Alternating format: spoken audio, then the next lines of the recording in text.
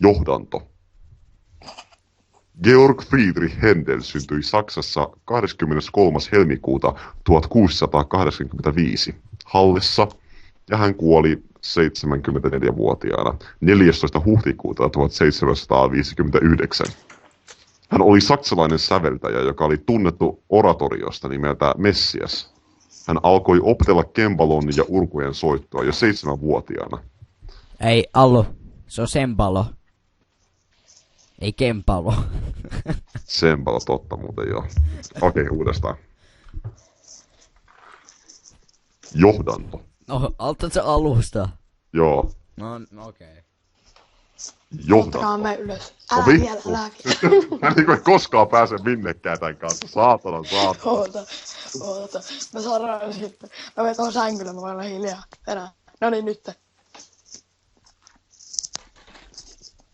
Johdanto.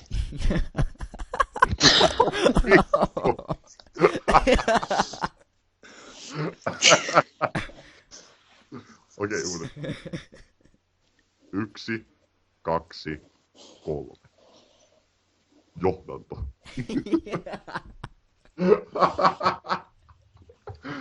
1, 3. Johdanto. No voi vittu, ei tässä tuu mitään. No katsotaan. Allu. Johdanto. Johdanto. Tykö sitä niin hauskaa ole? No katsotaan mitä se kuulostaa.